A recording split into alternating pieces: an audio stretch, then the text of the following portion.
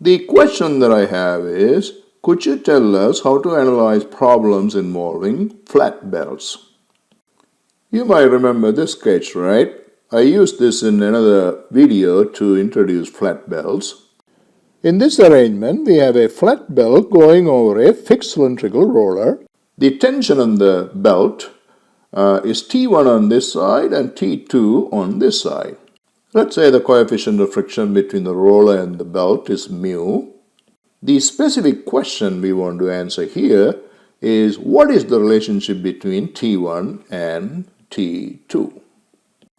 Remember, in the frictional problems we have considered so far, the first step is to understand the mechanism, right? So that we can define the direction of the frictional forces, right? That is still true for this problem as well. Specifically, the important first step here is to define what we call the impending motion. Now this varies from problem to problem. The roller here is fixed, right? If the belt is to slip on the roller, let's assume that it slips in the direction shown in the picture. In other words, in this direction. And this direction is what is known as the direction of the impending motion. The frictional force is one that opposes the relative motion, right? And therefore, this is going to be the direction of the frictional force on the belt. But this frictional force may not be constant from point to point between points A and B. Therefore, what do we need to do? We need to resort to calculus. So let's go ahead and take a small curved differential element like shown in green here and develop the free body diagram for that. Let's use a cylindrical coordinate system with respect to an arbitrary origin here. This is my radial direction and this is my hoop direction, right? The one that is perpendicular to the radius. And of course, axis of the roller will be the axial direction of the cylindrical coordinate system. We are going to assume that things don't change in the axial direction, and therefore this is strictly a two-dimensional problem.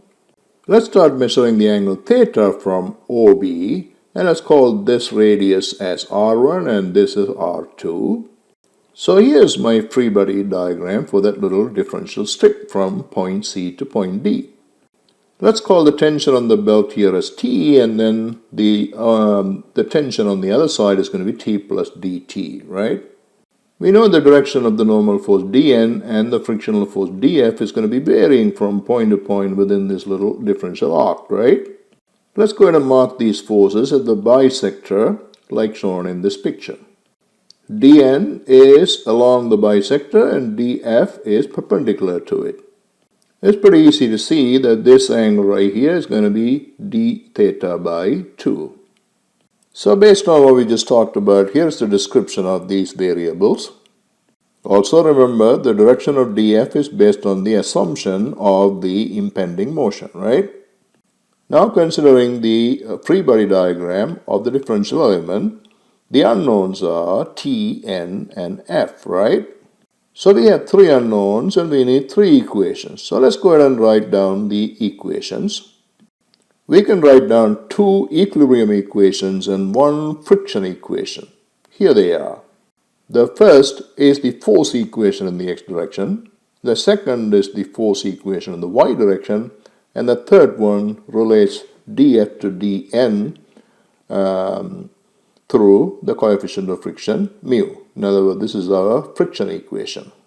Recalling that this angle right here is d theta by 2 and this angle is also d theta by 2, it's pretty easy to resolve the forces in the x and y directions now, right? So let's go over this first equation here. So the component of this t in the x direction, which is parallel to this line right there, is t cosine d theta by 2, right?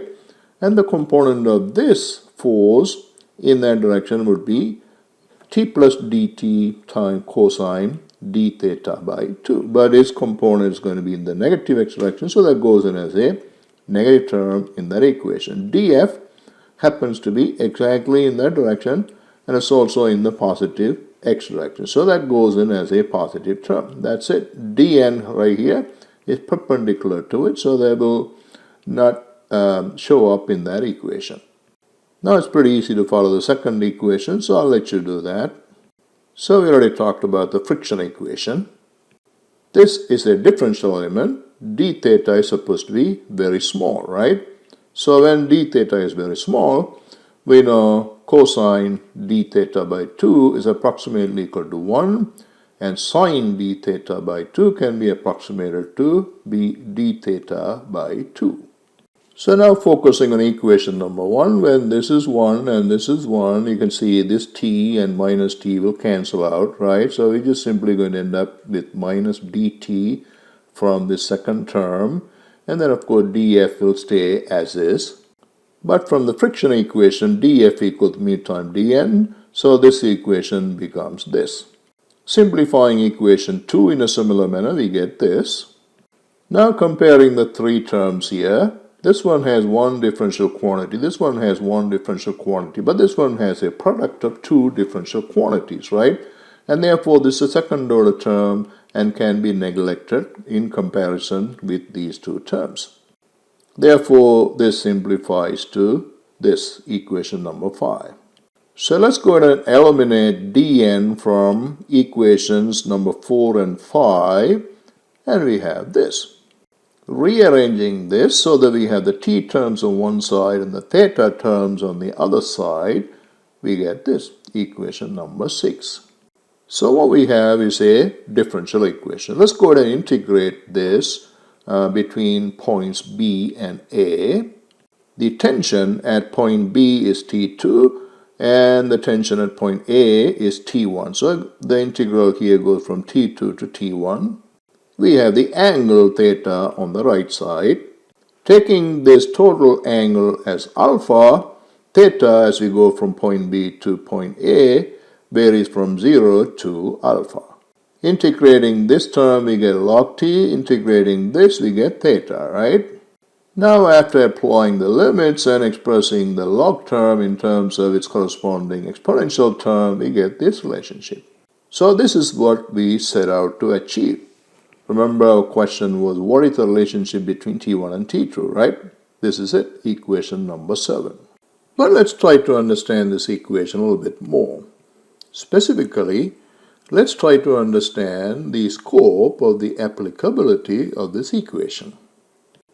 Remember, in deriving this equation, we never talked about the curvature of the belt, right? We never said it's circular or elliptical or anything like that, right? The bottom line is that this relationship is independent of the curvature of the belt from A to B. The ratio between T2 and T1 depends only on the angle alpha and the coefficient of friction mu.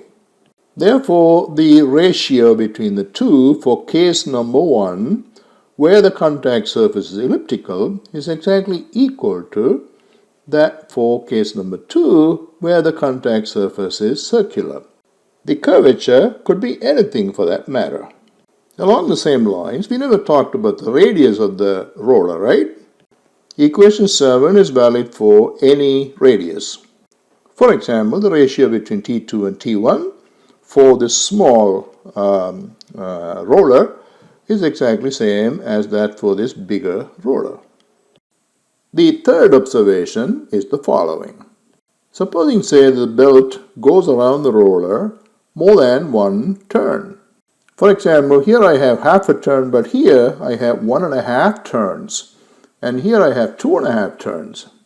How do we apply this equation? It turns out that all you have to do is to figure out the actual contact angle for each of these cases and use that in this equation. That's all you have to do. And in this case, the total contact angle is 180 degrees or pi. And here, for the case with 1.5 turns, the total contact angle would be 3 pi, right? And then here, this will be 5 pi. The ratio between T2 and T1 simply depends on these angles. Pi here, 3 pi here, and 5 pi there. Remember, in deriving this equation, after we do the integration, right, we apply the limits, right? when we applied the limit, there was nothing that told us that the angle has to be less than 2 pi. So, calculus itself tells us that these are actually valid applications. But if you are not convinced, let's take one of these cases. Let's say we take case 2 and prove this in the traditional way. So here's case 2 again. So this involves 1.5 turns of the tape, right? So we're going to take this and subdivide it into 2 parts. So the first part here has half a turn of the tape, and the second part here has 1 complete turn. In order to do this, of course, you have to cut the tape at certain points. So we are cutting here at point B. We know from the action-reaction principle, if the tension in the tape after half a turn is T star, then the tension in the tape right here should also be T star, right? The contact angle here is pi, and the contact angle here is 2 pi, right? Now applying equation 7 to this, we have this relationship between T1 and T star. And applying equation 7 to this, we have this relationship between T star and T2. Now combining these two relationships like this, we get this relationship for the ratio between T1 and T2, which is exactly same as this. So we have proved in the traditional way that even when you have more than one turn, you can still apply equation 7. All you have to do is to use the total contact angle, right? That's it. The final observation that I want to make is the following. For what kind of belt is equation 7 valid? Is it valid for a V belt like this one right here? Or is it only valid for a case where the belt that goes around a roller like this one right here, or a belt that goes around a pulley where the groove is rectangle like this? So this belt is not making any contact on the side walls of the groove. But when we have a V belt like this, the inclined planes of the belt is resting on the inclined planes of the pulley like this. So there's reaction between the two, and the frictional force also develops on this inclined plane. Let's call this total angle as gamma. Let's denote the normal force between the belt and the pulley as dN1. Then the component of dN1 in that direction would be dN1 sine gamma over 2, right? Therefore, dN that I have in this free body diagram, which is in the direction of y-axis, would be 2 times dN1 times sine gamma 2.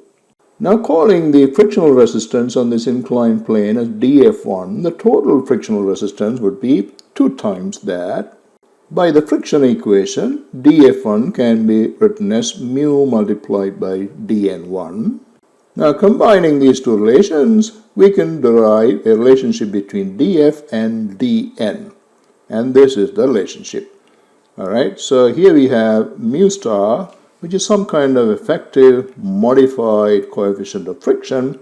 Mu star is exactly equal to mu divided by sine gamma 2. Now if we go back to our original analysis, all of these equations, remember we had two equilibrium equations, one in the x direction, one in the y direction, right?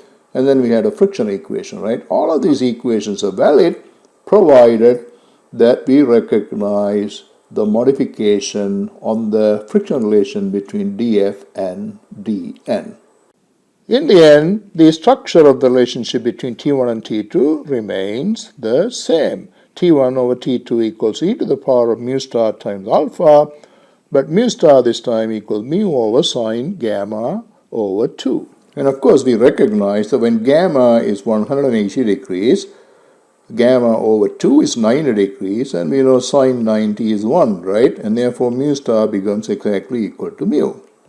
So when gamma is 180 degrees, what do we have? These inclined planes become horizontal, right? So we have the earlier case of a belt going around a roller. So the bottom line is that while equation 7 is very powerful, you still want to be cautious when applying that equation to a specific problem. It may or may not be valid for the specific situation at hand, and therefore you may still have to derive equations from fundamental principles.